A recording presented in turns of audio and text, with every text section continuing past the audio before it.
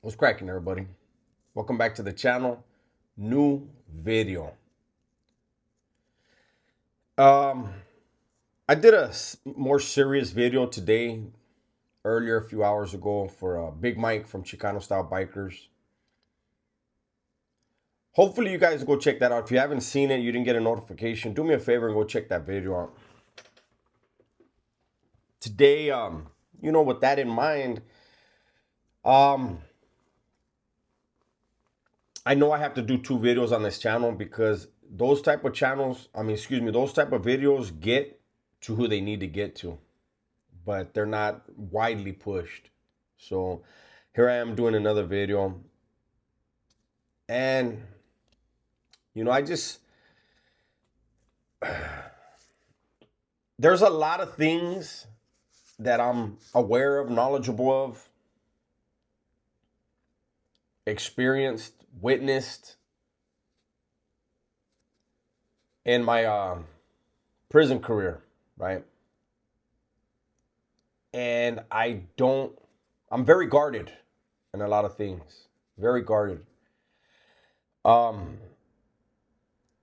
but I want to do this video today, and I'm gonna, as I record this video, it may be more edited than other videos because I want to be respectful, but also I got to keep it real.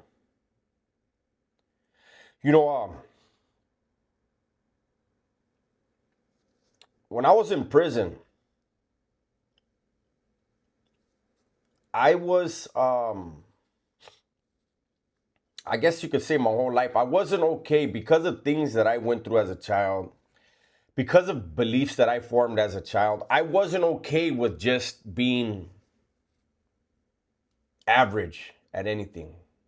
And that's why, I'm very competitive. When I do something, while I try to remain humble, I don't want to do something that's inferior. I don't know how to explain that.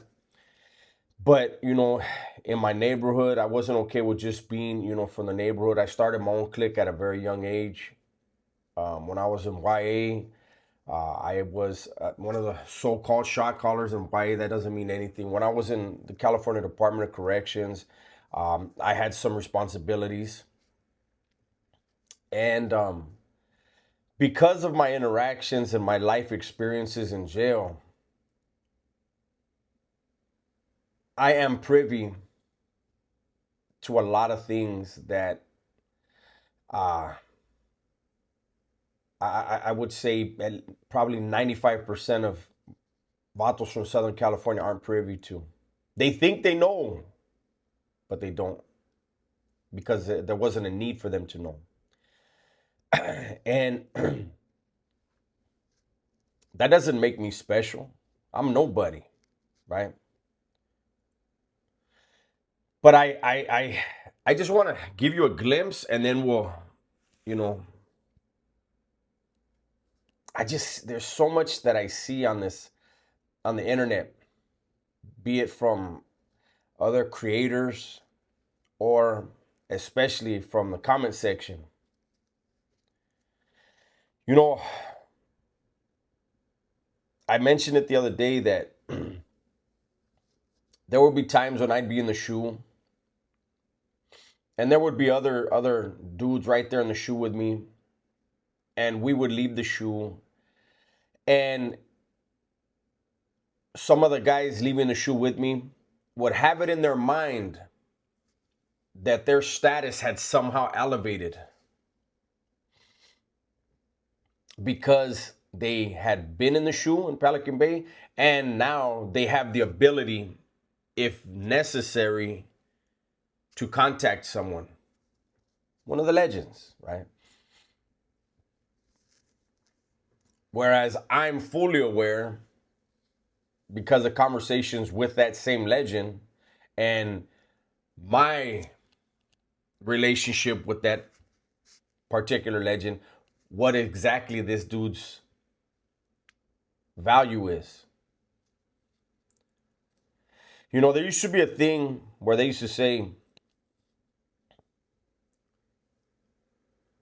Find out what a vato wants to be. Find out what a man wants to be.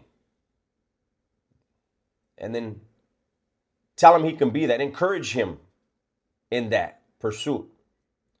But make sure he understands he's going to have to do some favors along the way. And the encouragement is beneficial to who's receiving the fruits of the labor. But that laborer doesn't realize his skill set keeps him in the same place. I've talked about how being back there in the shoe and seeing individuals go complain to a legend about another man. And the legend afterwards telling me, that was a fucking bitch, Holmes. She crying to me for about another man. But that individual isn't told that. And so he goes around thinking he did something, when all he really did was expose his weakness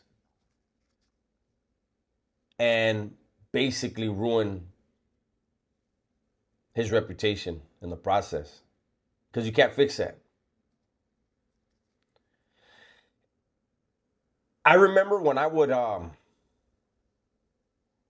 lace dudes up, dudes that I took a liking to that were cool with me, and I would lace them up. I'd be willing to, because I saw that they had a good head on their shoulders.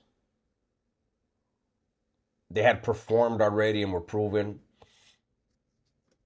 And I would let them know, if there's a certain path you're trying to take in here, in order for you to be perceived as worth anything, you have to bring something to the table. You have to provide value.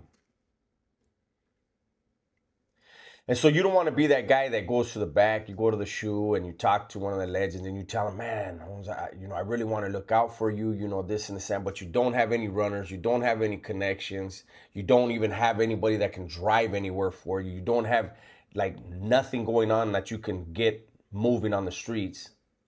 And so you're spitting hollow words. And that legend might say, have his own people on the streets that are willing to, and they will utilize you. But you brought no value. You're going to remain that person.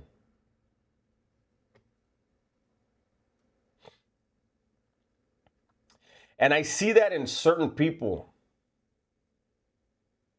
that are, they get on YouTube and get on social media, and they proclaim to be these certain things that have true definitions behind the walls. They throw these words around frivolously out here. And they think because they can pick up the phone and talk to somebody, that means they're somebody. No, you were talking to a somebody. And you were exposing to that somebody your weakness. And the lack of value.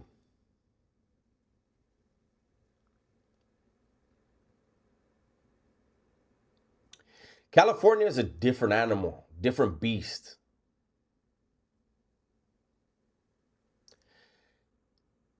We used to be the trendsetters. California used to be looked at as a place where, unfortunately, it was the mecca for gangs. A lot of states have gangs. A lot of states are claiming gangs that originated in California. And then we look at social media, and the vatos that are labeling themselves, see, in the joint, the only noticeable tattoo you'll ever find on me that you could say, oh, that vato's from Southern California. That. See, because I was schooled, your actions identify who you are. How you conduct yourself, how you carry yourself, and the work that you do identifies who you are.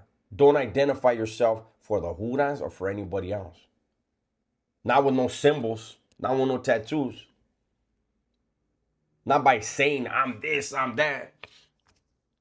And I see on social media these vatos that are proclaiming to be this and that. And they're representing it in the worst of ways. Me, I represent one thing, that I'm a square. That I used to be involved in gang activity when I was a juvenile. That I took care of my business when I was in jail. I was given a second chance. And I'm a fucking square. I am a productive member of society. I have respect for everybody in there that's doing their thing because I know how hard it is. Other people that have never been a part of stuff like that, they don't get it, and they'll question me. How could you have respect for that? Because I know how hard it is. Do I agree with it? No. I would rather see them going to plumbing and carpentry and masonry and all these other vocations and going to self-help and getting out here and being with their family. That's what I would hope for everybody in there.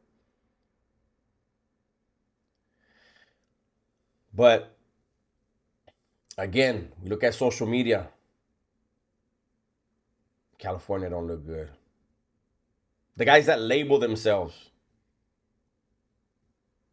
and then they get to bickering and gossiping about people that shouldn't be on their radar whatsoever. Not if you're what you're claiming to be.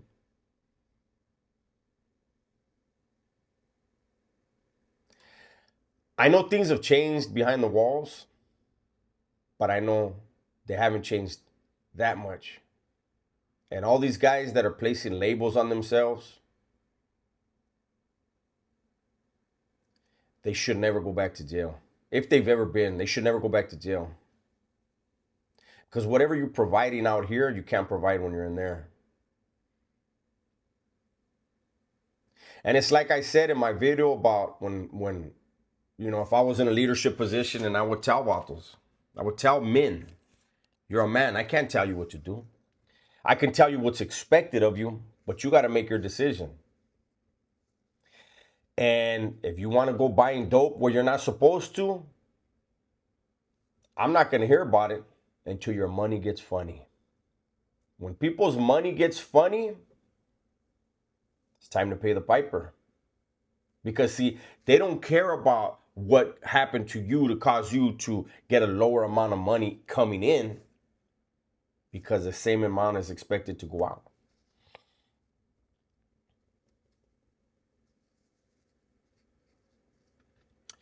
I know a lot of people will be like, what's this damn video about? Well, it's something I felt like saying today. Something that I felt like talking about today. And as always, it's a glimpse into the realities and the treachery of the California Department of Corrections.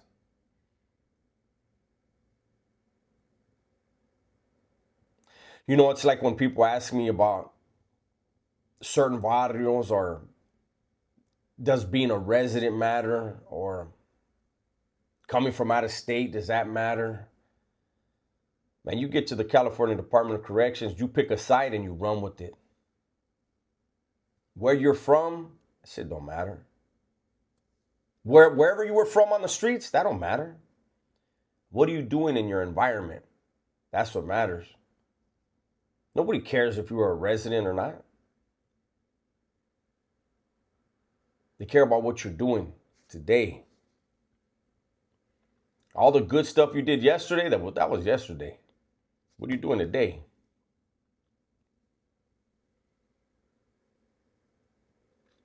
Me, I'm just glad. I'm very, very grateful for this opportunity. I'm thankful for this opportunity to not just being out, but also to be able to converse with you guys. To be able to share certain things that I'm comfortable with sharing. This one gets very close to uncomfortable for me. But believe it or not, I'm also trying to help those who are painting themselves into a corner by using labels that belong in prison out here on the streets. At the end of the day, I hate that damn saying, but at the end of the day, you're a man. Nobody can tell you what to do. You got to make your own decisions. And people, oh, well, Dubs this and Dubs that. Listen, Holmes. I was given a second opportunity. I don't know what life has in store for me. I just know that I live every day with gratefulness. I wasn't supposed to come back out here. I wasn't supposed to be out. I was supposed to die in there. And my mind was set for that. And I got this opportunity. Because the law changed, because of the Anti-Recidivism Coalition putting millions of dollars and millions of people behind their push, they forced change. And it has allowed thousands of us to get out. You know, it's a trip how I talk about being a productive member of society. It's going to be 8 years. In a few months, it's going to be 8 years that I've been out. And there's been a few times where I've acted in an ugly manner on a live. And somebody said to me in the comment section, they sent a clip of me when I went off on Jerry. And they said, is this a productive member of society? And I said, you must be a miserable human being that you bring up an incident that happened years ago when I was being an idiot, and which I tried to apologize to that individual after. He didn't want my apology, and I understand that. But it's funny how those who won't get on camera pretend that they live a perfect life. I am a productive member of society. I am grateful and I'm humble by this opportunity.